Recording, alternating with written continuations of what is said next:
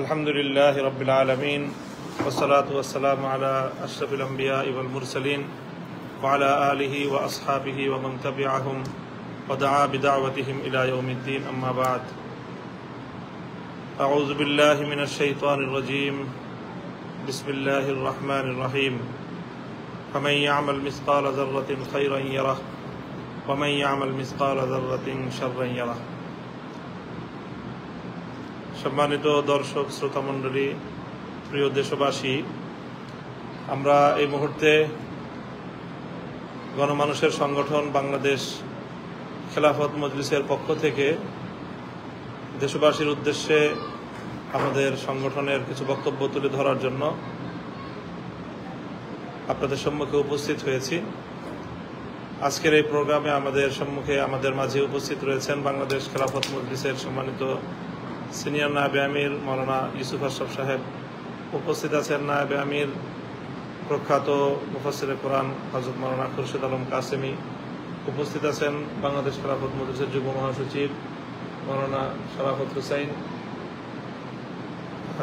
মৌলানা তাফাজ্জুল হোসেন মিয়াজি, উপস্থিত আছেন বাংলাদেশ খেলাফত মজলিসের সম্মানিত যুগ্ম মহাসচিব মৌলানা জালালউদ্দিন আহমদ, উপস্থিত আছেন বাংলাদেশ খেলাফত মজলিসের সম্মানিত যুগ্ম মহাসচিব মৌলানা আতাউল্লাহ আমিন, অন্যান্য কেন্দ্রীয় ও মহানগর নেতৃবৃন্দ। বাংলাদেশ খেলাফত মজলিসের আজকে নির্বাহী বৈঠকের সিদ্ধান্তের প্রেক্ষিতে আমরা দেশের চলমান রাজনৈতিক পরিস্থিতি নিয়ে আজকের এই বক্তব্য উপস্থাপন করছি। প্রিয় দেশবাসী, আমরা জানি যে দীর্ঘ সংগ্রাম এবং সাধনার মধ্য দিয়ে অনেক ত্যাগ এবং কোরবানির মাধ্যমে গতকাল 5ই আগস্ট 2024 সাল বাংলাদেশের ইতিহাসে একটি যুগান্তকারী ঘটনা সংঘটিত হয়েছে। বাংলাদেশের মানুষ দীর্ঘ শৃঙ্খল থেকে মুক্ত হয়েছে। 16 বছরের ফ্যাসিবাদের পতন ঘটেছে। স্বৈরশাহী জালিম অত্যাচারী হাসিনা সরকার পতন ঘটেছে। এই পরিস্থিতিতে দেশে এখন একটি বিশেষ অবস্থা বিরাজমান।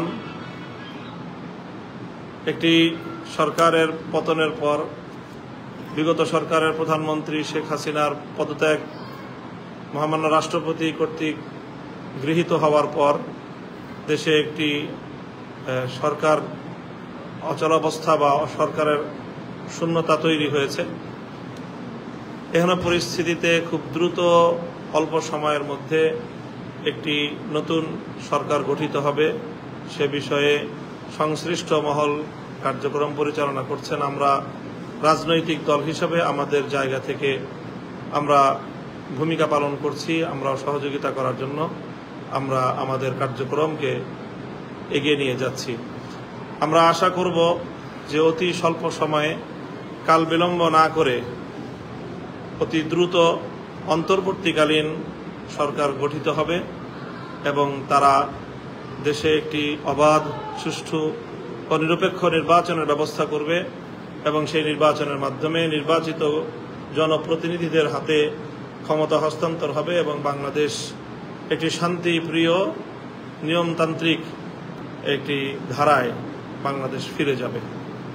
প্রিয় দেশবাসী, আজকের এই পরিস্থিতিতে বিশেষ করে গতকালকের গণ অভ্যুত্থানের মুখে ফ্যাসিবাদী সরকারের পতনের পর আমরা লক্ষ্য করছি রাষ্ট্রের বিভিন্ন সেক্টরে কিছুটা বিশৃঙ্খলা এবং এক ধরনের অচল অবস্থা বিরাজমান রয়েছে। আইন শৃঙ্খলা পরিস্থিতির অবনতি ঘটেছে। দেশের অধিকাংশ জায়গাতেই আইন শৃঙ্খলা রক্ষাকারী বাহিনী, পুলিশের কোনো উপস্থিতি নেই, যার কারণে গোটা দেশে এক ধরনের অরাজক এবং অনিরাপদ একটি অবস্থায় দেশবাসী বর্তমানে কালাতিপাত করছে।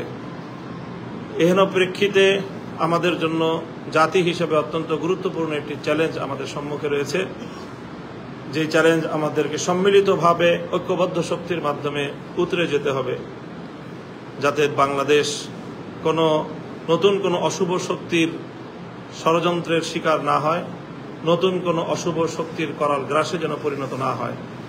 এজন্য সর্বপ্রথম আমাদেরকে গোটা দেশ জুড়ে চলমান অরাজকতা যে কোনো মূল্যে রুখতে হবে। অনেক প্রাণহানি ঘটেছে, প্রায় গতকাল সহ 500 প্রাণহানির কাছাকাছি ঘটেছে গণমাধ্যমের সূত্র মতে। আর এর বাইরে যেই তথ্যগুলো আমরা পেয়ে থাকি তাতে প্রাণহানির সংখ্যা, নিহতের সংখ্যা এর চেয়ে আরো অনেক বেশি হবে বলেই আমরা অনুমান করে থাকি। এই বহু প্রাণ গিয়েছে। এই সকল শাহাদাত বরণকারী বাংলাদেশের শিশু, নারী, পুরুষ, আবার বৃদ্ধ বনিতা যারাই চলমান ফ্যাসিবাদ বিরোধী এই সংগ্রামে আত্মদান করেছেন, শাহাদাত বরণ করেছেন, আমরা রব্বুল আলামিনের দরবারে তাদের সকলের এই শাহাদাতের কবুল হওয়ার জন্য আমরা দোয়া করছি।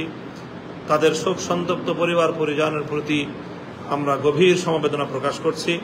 সেই সঙ্গে দেশবাসীর প্রতি আমরা আহ্বান জানাই যেন ক্ষতিগ্রস্ত প্রতিটি মানুষের পাশে, প্রতিটি পরিবারের পাশে আমরা সকলে যার যার সামর্থ্য অনুযায়ী সাহায্যের হাত নিয়ে আমরা তাদের পাশে যেন দাঁড়াই। সেই সঙ্গে আমরা দেশবাসীর প্রতি আহ্বান জানাই যে রাষ্ট্রীয় সম্পদ সহ দেশের সকল জাতীয় যেই প্রপার্টিজ রয়েছে, দেশের সকল স্থাপনা, গুরুত্বপূর্ণ স্থাপনাগুলো যেন আমরা সকলে রক্ষা করি, কারণ এগুলো কোনো ব্যক্তির সম্পদ নয়, এগুলো সরকারের সম্পদ নয়, এগুলো রাষ্ট্রের সম্পদ। কাজে এই বিষয়ে আমাদেরকে খুব লক্ষ্য রাখতে হবে। এ বিষয়ে আমরা বাংলাদেশ খেলাফত মজলিসের সর্বস্তরের দায়িত্বশীলদেরকে, নেতাকর্মীদেরকে পাড়ায় পাড়ায়, মহল্লায় মহল্লায়, জেলা উপজেলায়, ইউনিয়ন, ওয়ার্ড, মহল্লা পর্যায় পর্যন্ত স্বেচ্ছাসেবকের ভূমিকা পালন করার জন্য উদাত্ত আহ্বান জানাচ্ছি। সেই সঙ্গে পুলিশ সহ আইন শৃঙ্খলা রক্ষাকারী সকল বাহিনী যাদের জনগণের জানমাল ও রাষ্ট্রীয় সম্পদ রক্ষা করার দায়িত্ব রয়েছে, তারা অনেকেই এখনো এই পরিস্থিতিতে তারা দায়িত্ব পালন থেকে বিরত রয়েছেন। আমরা আহ্বান করব সত্বর সকল আইন শৃঙ্খলা রক্ষাকারী বাহিনী যার যার দায়িত্বে আপনারা নিয়োজিত হন, নিজ নিজ কর্মস্থলে আপনারা আত্মনিয়োগ করুন। দেশবাসীর এই দুর্দিনে, জাতির এই ক্রান্তিকালে আপনাদের পক্ষ থেকে দেশ ও জাতির জানমাল ও সম্পদ রক্ষার জন্য ঐতিহাসিক দায়িত্ব পালন করার প্রতি আমরা আপনাদেরকে উদাত্ত আহ্বান জানাচ্ছি। সেই সঙ্গে আমরা দেশবাসীর প্রতি এবং আমাদের সংগঠনের সকল নেতাকর্মীর প্রতি, সকল আলেম সমাজের প্রতি বিশেষভাবে আমরা আহ্বান জানাবো যে আমরা যেন এই আইন শৃঙ্খলা রক্ষাকারী বাহিনীর কাঁধে কাঁধ মিলিয়ে আপনার স্বেচ্ছাসেবকের ভূমিকা এবং সহযোগিতার ভূমিকা পালন করবেন। বিশেষভাবে আরেকটি বিষয়ের প্রতি আমরা দেশবাসীর প্রতি দৃষ্টি আকর্ষণ করছি এবং বিশেষ করে সকল ওলামায়ে আলেম সমাজ, মসজিদের ইমাম সাহেবান, মাদ্রাসার শিক্ষকবৃন্দদেরকে আমরা এক্ষেত্রে একটি বিশেষভাবে লক্ষ্য রাখার জন্য অনুরোধ করব। সেটি হলো যে সাম্প্রদায়িক সম্প্রীতির যে বাংলাদেশ, এই বাংলাদেশের পরিচয় যেন বিশ্ব দরবারে ভিন্ন কোনোভাবে কেউ তুলে ধরার প্রয়াস চালাতে না পারে, সে ব্যাপারে আমাদেরকে সোচ্চার এবং সতর্ক থাকতে হবে। সেজন্য আমরা সংখ্যালঘু যারা রয়েছেন আমাদের দেশে, হিন্দু, বৌদ্ধ, খ্রিস্টান সহ উপজাতীয় অন্যান্য ধর্মাবলম্বী যারা বসবাস করেন, তো সকল ধর্মাবলম্বীদের সহাবস্থানের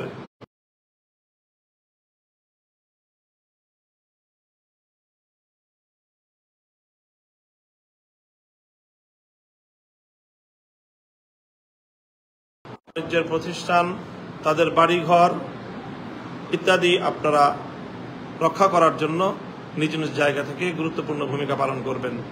এজন্য প্রয়োজনে আপনারা জায়গায় জায়গায় ছোট ছোট দল গঠন করে প্রহরায় নিয়োজিত হবেন। বিশেষ করে রাত্রিবেলার অন্ধকারে, রাতের অন্ধকারকে সুযোগ করে, পুঁজি করে দুর্বৃত্তরা যেন কোনো দুর্বৃত্তায়নের সুযোগ না পায়।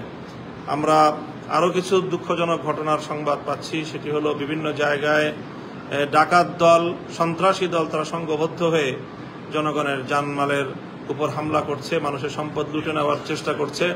কাজে সেই বিষয়েও আমরা সোচ্চার থাকার চেষ্টা করব।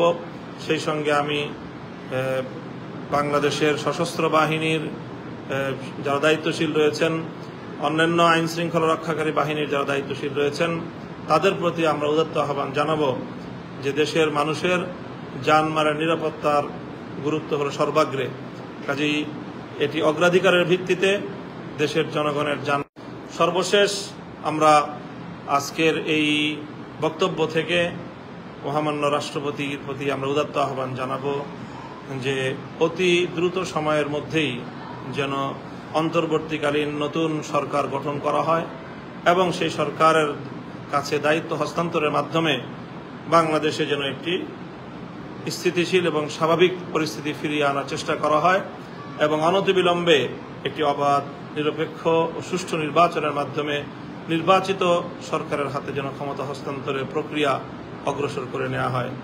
সেই সঙ্গে ইতিমধ্যে যে সকল কারাবন্দী আমরা গণমাধ্যম থেকে জানতে পারছি যে অনেকেই মুক্তি পেয়েছেন, আর এখনও যারা মুক্তি পাননি আমরা তাদের সকলের আশু মুক্তি প্রত্যাশা করছি।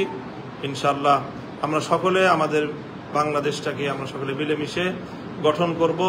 যারা বাংলাদেশকে ব্যর্থ প্রমাণিত করার চেষ্টা করছে, যারা বাংলাদেশকে একটি অকার্যকর রাষ্ট্রে পরিণত করার ষড়যন্ত্র করছে, দেশের ভিতরে এবং বাহিরের সেই সকল অপশক্তির এই ষড়যন্ত্রকে আমরা আল্লাহর রহমতে ইনশাআল্লাহ সম্মিলিত প্রচেষ্টার মাধ্যমে নস্যাৎ করব। এই প্রত্যয় এবং এই প্রত্যাশা ব্যক্ত করে মহান আল্লাহ রাব্বুল আলামিনের কাছ থেকে আমাদের দেশ, জাতি সকলের সর্বাঙ্গীন সফলতা, মুক্তি, নিরাপত্তা কামনা করে আজকের বক্তব্য শেষ করছি। সকলে ভালো থাকবেন। আল্লাহ রাব্বুল আলামিন আমাদের সকলকে সুস্থ রাখুন, ভালো রাখুন। ওয়া আখিরু দাওয়ানা আলহামদুলিল্লাহি রাব্বিল আলামিন। বাংলাদেশ জিন্দাবাদ, বাংলাদেশ খেলাফত মজলিস জিন্দাবাদ। ওয়া আখিরু দাওয়ানা আলহামদুলিল্লাহি রাব্বিল আলামিন। আসসালামু আলাইকুম ওয়া রাহমাতুল্লাহ।